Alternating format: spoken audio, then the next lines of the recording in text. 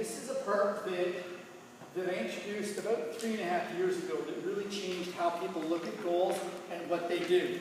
And I think back to what I'll see myself, what I felt like as a child. As a child, you have these things, you have these dreams and goals and aspirations of what you want to do in your life. Just like you have your dreams and goals of what your goal is right now, which you've got written down. And then, this is as good as it gets, folks. And this is my little board analogy, going towards our goal. Okay? So you guys are all wrapped up. You can do these a million times. You're all wrapped up and you're going towards your goal. And here's where things go sideways. People start to throw shit in your boat. You put shit in your boat, it drags you down. You put shit in your boat and you allow people to put shit in your boat, it prevents you from reaching your goals. What are some of the things that get dropped in your boat that prevent you from reaching your goals?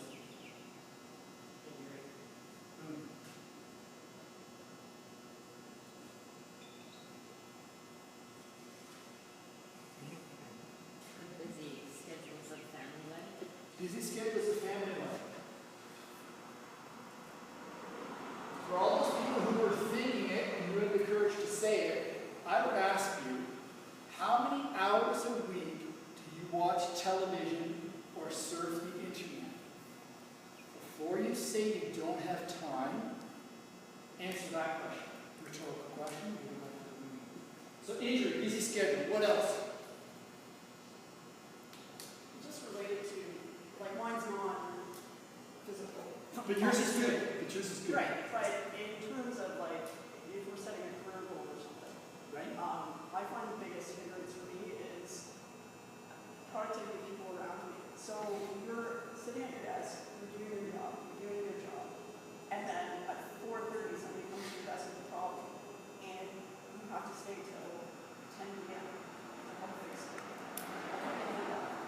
And it happens a lot. Like, it happens a lot in the industry where I was working before, and I felt that's putting shit in the book, because you're getting me to basically sacrifice the balance that I like to keep in my life by being productive when I'm on the clock, in order to compensate for somebody else's, mistakes or incompetence. Sorry, that sounds really needless, but The more you allow them to just keep putting shit in the boat, right, but you're not necessarily in a position where you can tell them to stop off, right? Like, you kind of have to take the shit because it's somebody who outranks you, right? It might not be people's mistakes so much as it's just like work commitments that are unforeseen, right? Yeah. Yeah, like, I guess. Whether it is their fault in that, but it could be other people's situations might be a little bit different, but it's still unforeseen work issues that Right. keep you. Yeah. Like, doing what I did before, like, you're at the mercy of information, right? Maybe not necessarily an incompetence thing, but again, something breaks at 4 o'clock, whether it's earnings or a company reports something horrible, and now you have to stay, like, and rejig your model and issue a report for 6 a.m. the next day, right? So things like that, where you have no control over your workflow, I find that to be a huge hindrance. so you're going to the industry? No, I'm looking to get back in. But not in the same capacity, right? Like, not doing that exact same thing. Like, in a position where I have more control over what happens. So you get something back. Yeah. I That goes around the theory of if you want to be fit, hang around with fit people. We're going to get into that. So we go on people mistakes. What else slows us down? Having a big Define negativity. What do you mean by that? Like, for example, I'm 10 days into a month-long paleo thing, my first go at paleo. And the guy in the office next to me wants to tell me how bad it is for my body, and he can't wait to the end of 30 days to look me in the eye and tell me how I failed. Conversely, that gave me so much commitment to it. Probably just don't talk to him. Yeah. That's because he's upset that he's not doing it. Probably so. I mean, it's more about him than it is about you. Probably so. Yeah. I'll go with that. I haven't seen you in probably a month and you're fantastic. I was thinking that too. I was thinking that you definitely look like you've lost weight. I haven't seen you at all. You look great. You look great. You were gonna say something. Well, I was gonna say, whatever in your timeline, whatever you start working on, and if all of a sudden you meet with failure, and that could be negativity, because it's very hard to then get back. So it's Into called setbacks. Yeah. Yeah. Okay, so setbacks, trip to the games, multiple injuries, small injuries, nagging injuries. It happens. The key is don't get too high, don't get too low. Just keep on the course. Okay? I'll throw in a bit of a doozy here. How about self-belief?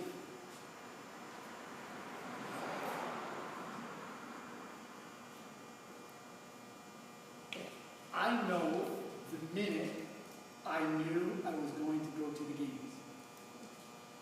It was 6 months before the games, the Open.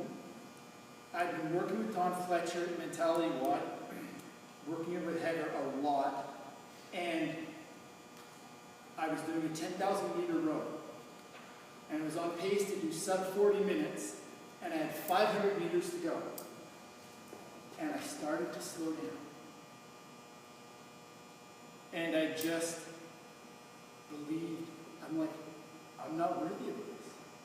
I'm not worthy of a sub 40, 10,000 meters.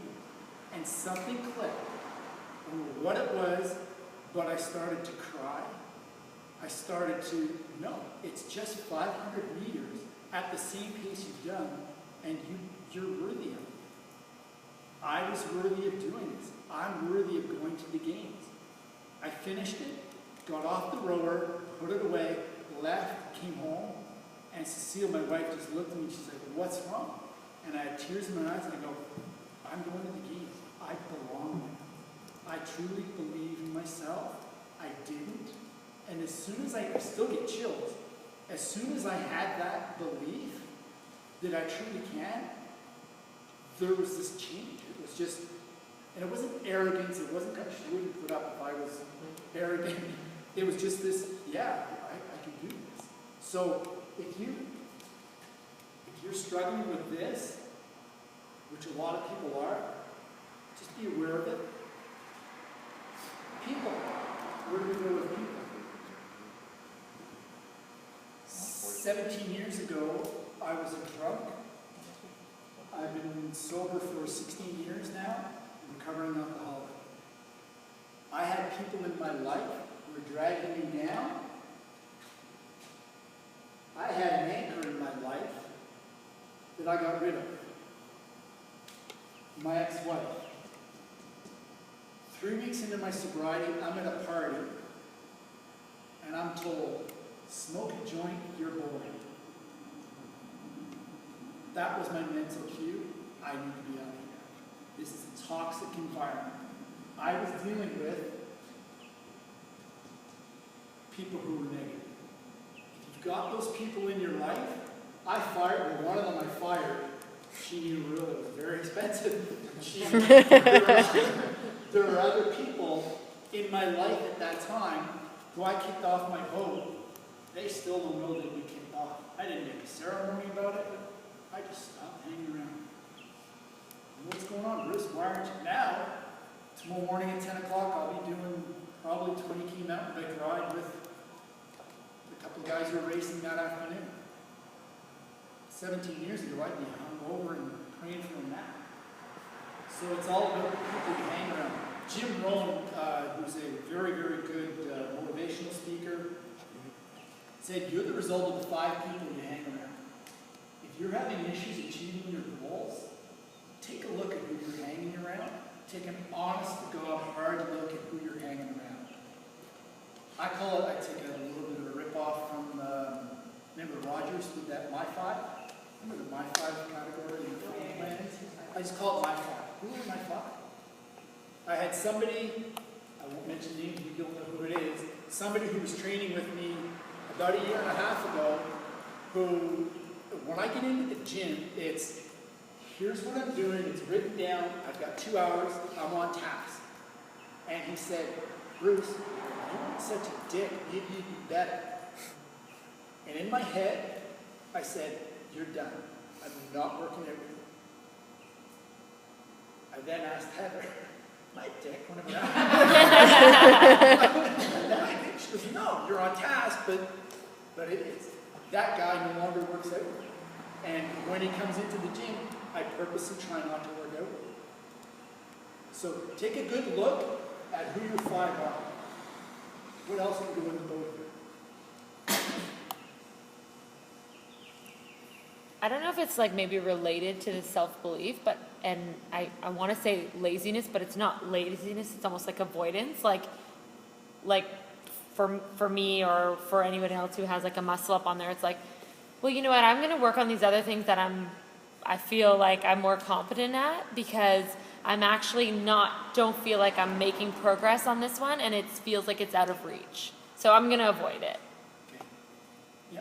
And then you can avoid it, and then in January, when the muscle ups or the handstand push-ups or the double unders come, you will understand it.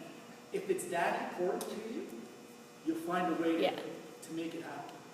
Yeah, I think if that's it's fair. not that important, it's just, I see a lot of people in the open gym doing handstand walks, and then they're like, oh, not only can I do handstand walks, I can do handstand walks up on plates, and I can do handstand walks around corners. Okay, great, but can you do a snatch? No. Okay, so when handstand walks come into the open, you're gonna kill it. Yeah. In order to progress at CrossFit, you need to work on your weaknesses. It's that simple.